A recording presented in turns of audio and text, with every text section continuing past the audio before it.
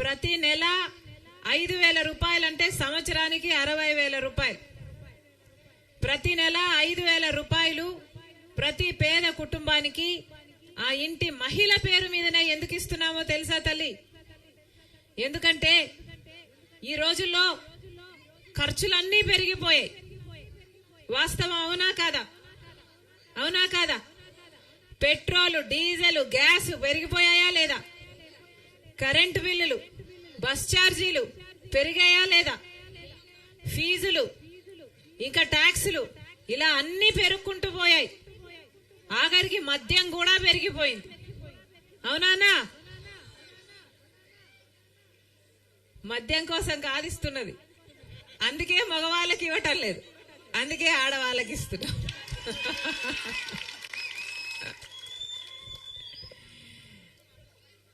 అన్ని ఖర్చులు పెరిగిపోయాయి, అన్ని ఖర్చులు పెరిగిపోయాయి, అన్ని ధరలు పెరిగిపోయాయి. నూనె, చక్కెర, కందిపప్పు, ఏదైనా ఏది ముట్టుకుంటే అది అన్ని పెరిగిపోయాయి. ఇంత కష్టమైన పరిస్థితుల్లో మహిళ ఒక భార్యగా, ఒక తల్లిగా తన భర్త కోసం, తన బిడ్డల కోసం ఎన్ని త్యాగాలు చేస్తుందో, ఆ ఇంటిని కడుపు నిండా భోజనం పెట్టడానికి, వాళ్ళ అవసరాలు తీర్చడానికి ఆ ఇంటి మహిళ, ఆ భార్యగా, తల్లిగా ఎన్ని త్యాగాలు చేస్తుందో అర్థం చేసుకోలేని దాన్ని కాదు. నాకు తెలుసు ఈ రోజుల్లో కూడా ఇంత కష్టమైన పరిస్థితుల్లో కూడా ఎంత పేదవాళ్ళు కనీసం ఆహారం కూడా, తిండి కూడా పెట్టుకోలేక ఎంతమంది బిడ్డలకు సరిగ్గా తిండి కూడా పెట్టుకోలేమే అని బాధపడుతున్న పరిస్థితి ఈ రోజు ఉంది. అలాంటప్పుడు ఆ పేద కుటుంబాలను ఆదుకోవడం కోసమే, ఆ పేద కుటుంబాలను ఆదుకోవడం కోసమే కాంగ్రెస్ పార్టీ ప్రతి నెల పేద కుటుంబానికంటూ ఆ ఇంటి మహిళ చేతుల్లోనే, మీ బ్యాంక్ ఖాతాలోనే ప్రతి నెల 1వ తేదీనే 5,000 రూపాయలు మీ ఖాతాలోనే జమ చేసే పథకమే ఇందిరమ్మ అభయం. ఈ పథకం పేరు ఇందిరమ్మ అభయం. ఈ పథకము మీకు అమలు కావాలి అంటే కాంగ్రెస్ పార్టీ అధికారంలోకి రావాలి. కాంగ్రెస్ పార్టీ అధికారంలోకి కేంద్రంలో వచ్చినా, కాంగ్రెస్ పార్టీ అధికారంలోకి రాష్ట్రంలో వచ్చినా ఈ అద్భుతమైన పథకం ప్రతి పేద కుటుంబానికి అందుబాటులోకి వస్తుంది. కాబట్టి మీ అందరూ ఆశీర్వదించండి, కాంగ్రెస్ పార్టీని అధికారంలోకి తీసుకురావాలి. ఎందుకంటే ఈరోజు కాంగ్రెస్ పార్టీ మాత్రమే ఈరోజు మన రాష్ట్రంలో చిత్తశుద్ధితో నిలబడిన ఏకైక పార్టీ కాంగ్రెస్ పార్టీ. ఈరోజు మన రాజకీయాలు ఎలా ఉన్నాయంటే, ఈరోజు మన రాష్ట్రంలో రాజకీయాలు ఎలా ఉన్నాయంటే, బీజేపీ పార్టీ కేంద్రంలో అధికారంలో ఉంది. బీజేపీ పార్టీ కేంద్రంలో 10 సంవత్సరాలుగా అధికారంలో ఉండి కూడా ఈ 10 సంవత్సరాలలో మనకు అమలు చేయాల్సిన ఏ ఒక్క వాగ్దానమైనా, ఏ ఒక్క హామీ అయినా, విభజన హామీ అయినా ఒక్కటి కూడా నిలబెట్టుకోలేదు బీజేపీ పార్టీ. మనకు ప్రత్యేక హోదా ఇవ్వాల్సింది బీజేపీ పార్టీ 10 సంవత్సరాల కిందనే ఆంధ్ర రాష్ట్రానికి ప్రత్యేక హోదా రావాల్సింది. ప్రత్యేక హోదా అంటే ఏమిటో తెలుసమ్మా? ప్రత్యేక హోదా ఒక రాష్ట్రానికి ఇచ్చింది అంటే కేంద్ర ప్రభుత్వము ఆ రాష్ట్రంలో పెట్టే కంపెనీలకు అసలు ట్యాక్సులు ఉండవు, ఎక్సైజ్ డ్యూటీలు ఉండవు. కాబట్టి పరిశ్రమలు పెట్టడానికి పరిశ్రమవేత్తలు ఉరుక్కుంటూ వస్తారు. పెద్ద పెద్ద పరిశ్రమలు పెడితే మన రాష్ట్రంలో అభివృద్ధి జరుగుతుంది, మన బిడ్డలకు ఉద్యోగాలు వస్తాయి. స్పెషల్ స్టేటస్, ప్రత్యేక హోదా అన్నది మన రాష్ట్రంలో ఎందుకు ముఖ్యమో అంటే అభివృద్ధి కోసం ముఖ్యం. స్పెషల్ స్టేటస్ మన రాష్ట్రంలో ప్రత్యేక హోదా వస్తే కేంద్రం నుంచి మన రాష్ట్రానికి వచ్చే నిధులు కూడా అద్భుతంగా వస్తాయి. మన రాష్ట్రంలో ఏది కావాల్స్తే అది, ఏది అవసరమైతే అది ఖర్చు పెట్టుకోవడానికి వీలుంటుంది. ఇప్పుడు మనకు రాజధాని కూడా లేదు. ఉందమ్మా రాజధాని? కనీసం రాజధాని కూడా లేదు.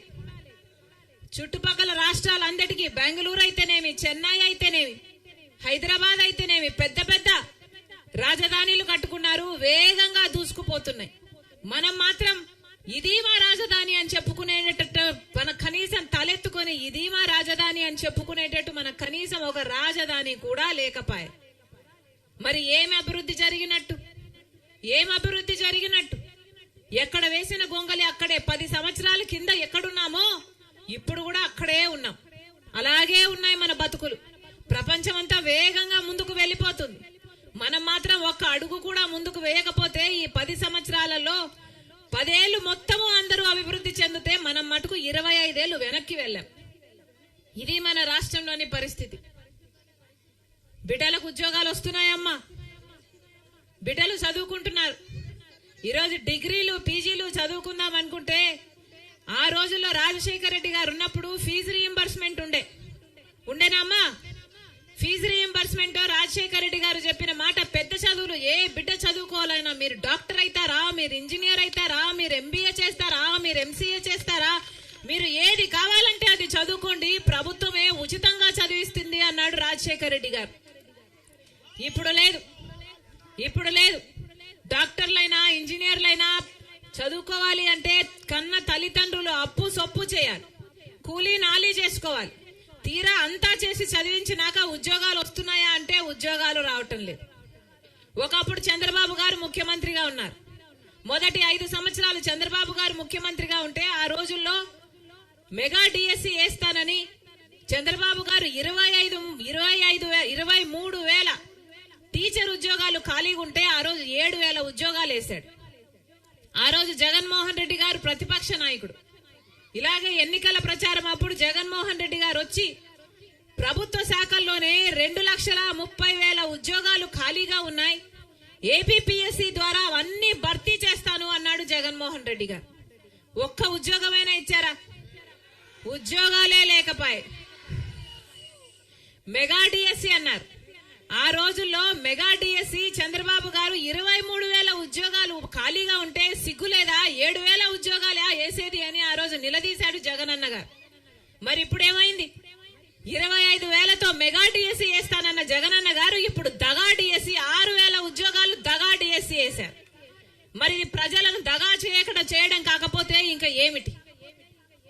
అయినా సరే ప్రత్యేక హోదా ఇవ్వకపోయినా సరే, మన రాష్ట్రంలో పోలవరం కట్టకపోయినా సరే, మనకు రాజధాని ఇవ్వకపోయినా సరే, బీజేపీ పార్టీ కేంద్ర ప్రభుత్వంలో 10 సంవత్సరాలుగా ఉంటూ మనకు ఒక్క ప్రయోజనం చేయకపోయినా సరే, ఒక పక్క జగనన్న గారు ఇంకో పక్క చంద్రబాబు గారు ఇద్దరు బీజేపీ పార్టీకే బానిసలుగా పనిచేస్తున్నారు. ఇద్దరు అదే బీజేపీ పార్టీకి ఊడిగలు చేస్తున్నారు. వీరు వాళ్ళ స్వప్రయోజనాల కోసం ఊడిగలు చేయడమే కాక రాష్ట్ర ప్రజలను కూడా ఈరోజు బీజేపీ పార్టీకి బానిసలుగా చేయాలని చూస్తున్నారు. ఇది అన్యాయం కాదా?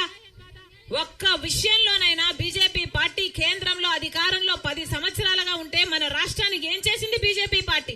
ఒక్కసారైనా ఇటు జగనన్న గారైనా అటు చంద్రబాబు గారైనా నిలదీశారా బీజేపీ పార్టీని? మా రాష్ట్రానికి ఎందుకు స్పెషల్ స్టేటస్ మీరు ఇవ్వడం లేదు? ప్రత్యేక హోదా మీరు ఎందుకు ఇవ్వటం లేదు? మీరు ఇవ్వకపోతే పరిశ్రమలు ఎలా వస్తాయి? పరిశ్రమలు రాకపోతే మా బిడ్డలకు ఎలా వస్తాయని ఎప్పుడైనా ఎవరైనా నిలదీశారా?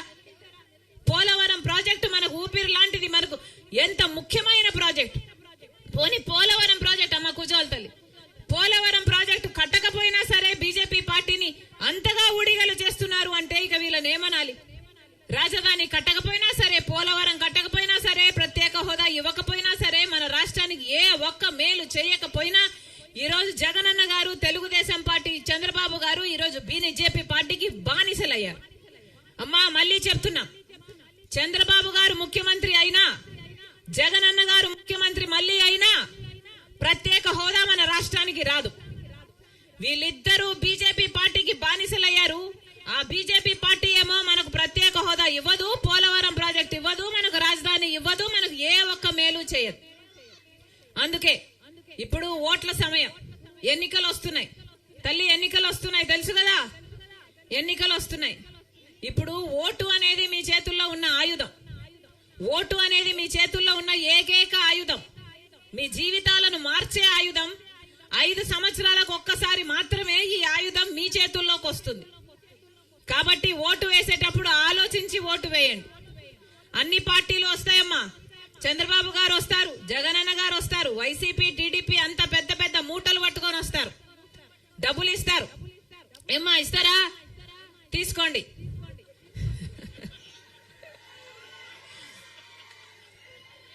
ఎవరు డబ్బులు ఇచ్చినా తీసుకోండి, ఎంత డబ్బులు ఇచ్చినా తీసుకోండి, మీ డబ్బులే. మీ పేరు చెప్పుకొని మాఫియాలు చేసి, liquor mafia, sand mafia, mining మాఫియాలు చేసి సంపాదించిన డబ్బులే, మీ డబ్బులే. ఏ మోమాట పడకుండా తీసుకోండి. కానీ ఓటు ఎవరికి వేయాలి అని మాత్రం మీరు ఆలోచించి ఓటు వేయండి. మళ్ళీ తెలుగుదేశం పార్టీకి ఓటేసినా బీజేపీ పార్టీకి ఓటేసినట్టే, వైసీపీ పార్టీకి ఓటేసినా బీజేపీ పార్టీకి ఓటేసినట్టే. బీజేపీ పార్టీకి ఓటేస్తే పోలవరం రాదు, రాజధాని రాదు, ప్రత్యేక హోదా రాదు. ఈ 10 సంవత్సరాలు, మొదటి 5 సంవత్సరాలు చంద్రబాబు గారిని చూశాం, మళ్ళా 5 సంవత్సరాలు జగనన్న గారిని చూశాం. ప్రత్యేక హోదా కోసం ఎవరైనా ఒక్కరైనా ఒక్క నిజమైన ఉద్యమం ఈ 10 సంవత్సరాలలో చేశారమ్మా? అధికారంలో ఉన్నప్పుడు ఎవరు ఎప్పుడూ పట్టించుకోలేదు. ప్రతిపక్షంలో ఉన్నప్పుడు జగనన్న గారు మూకుమ్మడి రాజీనామాలు చేద్దాం పదండి అన్నారు. ప్రత్యేక హోదా ఎందుకు రాదో చూద్దాము అన్నారు. తీరా ఆయన ముఖ్యమంత్రి అయ్యాక మరి ఆయన ఏం చేశాడు? మూకుమ్మడి రాజీనామాలు చేశారా? ఒక్కరైనా రాజీనామాలు చేశారా? మరి మోసము దగా కాకపోతే దీన్ని ఏమనాలి? అందుకే చెప్తున్నాం, ఈరోజు బీజేపీ పార్టీ అంటే ప్రపంచంలో మొత్తం బీజేపీ పార్టీ ఉందేమో గాని ఆంధ్ర రాష్ట్రంలో బీజేపీ పార్టీ వేరే ఉండనవసరం లేదు. జగన్ అయినా, పవన్ అయినా, బాబు అయినా వీళ్ళే బీజేపీ పార్టీ. బీజేపీ అంటే బాబు, జగన్, పవన్.